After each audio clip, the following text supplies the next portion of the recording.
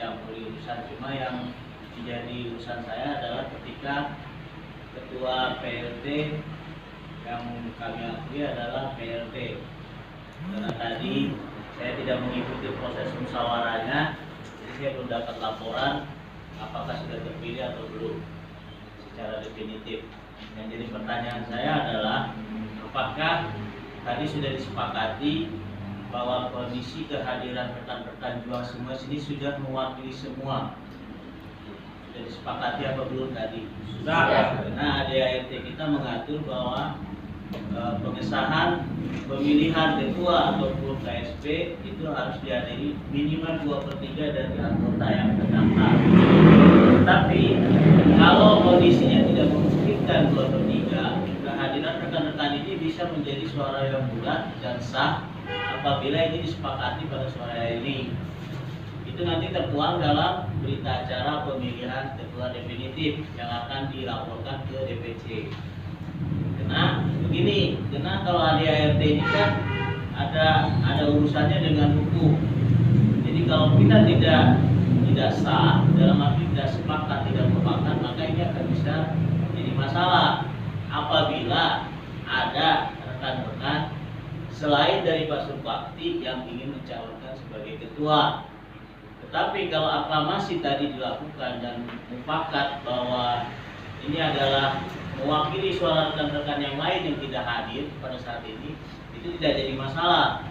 Yang penting dibuat nanti berita acara musyawarahnya seperti itu. Nah, jadi saya belum dapat laporannya nih. Pada tadi sih Pak Bendara udah bisikan saya sudah terpilih Pak Sekjen ketuanya, tapi secara laporan mungkin saya belum dapat. Tapi puji Tuhan ini sudah terpilih secara definitif, secara sah. Dikoreksi ya kalau salah, bahwa Pak David Surbakti sudah sebagai ketua PAC, betul ya? Nah, artinya bahwa PAC Cibadak itu akan dipimpin oleh Pak Surbakti. Dalam hal kepemimpinan ini, artinya Pak Surbakti sudah bisa menentukan langkah-langkah ataupun kedepannya PAC Cibadak ini mau kemana. Itu di bawah. Selama ini beliau curhat ke saya bingung Pak Sekjen, saya PLT. Tapi saya ketika mau mengambil langkah-langkah saya agak tertahan karena status saya itu PLT. Gitu. Tapi dengan disahkannya sore hari ini, maka nanti kita akan menarik surat PLT-nya, nanti serahkan ke saya hari ini, kemudian besok akan saya terbitkan SK penetapan ketua. Artinya secara hukum PAC Cibadak itu sudah dipimpin oleh ketua yang sah secara surat keputusan. Jadi rekan-rekan harus mengikuti arahan-arahan dari ketua terpilih pada saat ini. Itu yang pertama terkait musyawarah. Kemudian terkait program kerja tadi saya dengar sekilas sudah ada. Jadi hari ini adalah 2 agenda. Yang pertama musyawarah anggota pemilihan, kemudian dilanjutkan dengan raker. Ya, saya baca ini raker. Oh, iya raker. Musyawarah pemilihan ketua definitif dan raker. Artinya kalau raker itu adalah menyusun program kerja kita ke depan ini mau apa aja. Nah, tadi saya sih belum mendengar ke depannya ini apa aja yang mau dikerjakan. Hanya tadi pembacaan program kerja yang sudah dilakukan. Ya, artinya kalau program kerja ini terkait juga masalah anggarannya. Misalnya kita ada contohnya seperti kayak saya kemarin di DPC itu menyusun namanya APBD, anggaran pendapatan dan belanja DPC.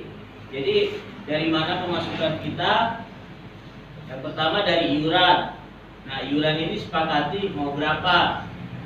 Kalau DPC kemarin raker disepakati tetap dari 25.000 tetap, tapi ada yang mengusulkan naik juga, ada yang mengusulkan tetap, ada yang mengusulkan diturunin. Akhirnya kita voting, ambil keputusan bersama. mekanisme-mekanisme ini yang harus kita lakukan supaya jangan ada nanti ke depan hari ada perbedaan-perbedaan pendapat. Kemudian anggaran belanja, misalnya seperti di DPC itu ada dianggarkan untuk sewa sekret sebesar 25 juta. Nah ini bagaimana penyelesaiannya? Disepakatilah di sini pada hari ini. Kemudian anggaran untuk yang berduka, ini poinnya apa aja? Anggota tetap yang memiliki KTA, anggota yang KTA-nya masih diproses, kemudian keluarga inti ini kalau di DPC kemarin sebelum raker itu kita sepakati orang tua dari anggota. Kalau mertuanya enggak. Maksudnya kenapa? Supaya suami istri itu mendaftar gitu.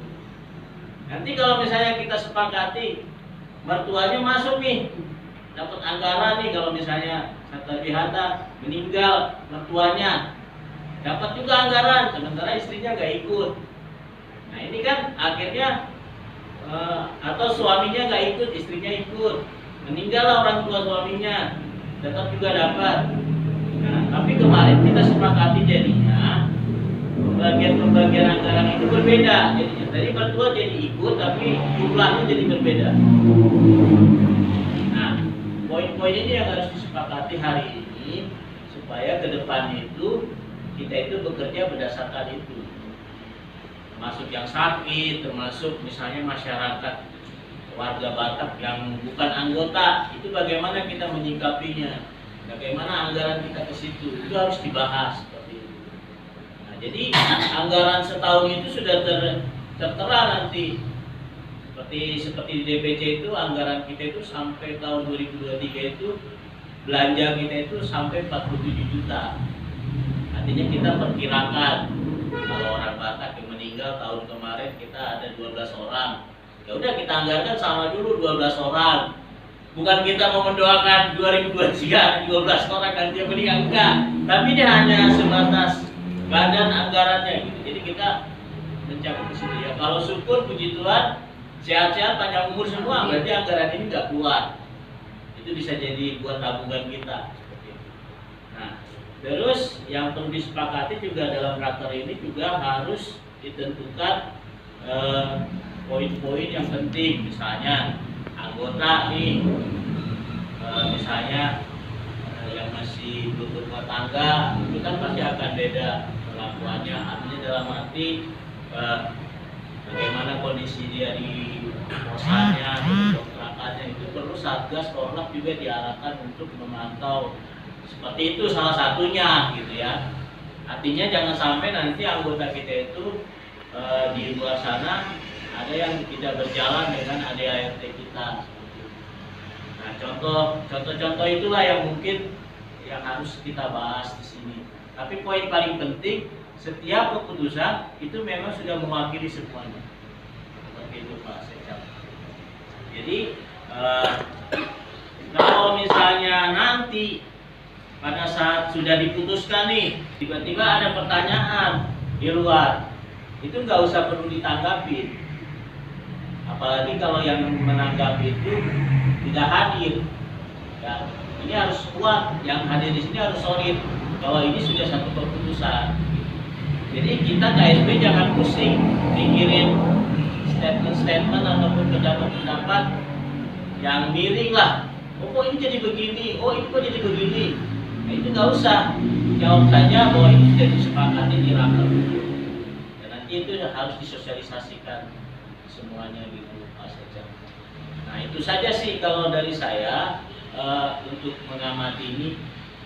Kepentingan saya hanya tadi musyawarah tadi aja pemilihan ketua. Kalau raker silakan teman-teman rekan-rekan untuk menyepakati sama.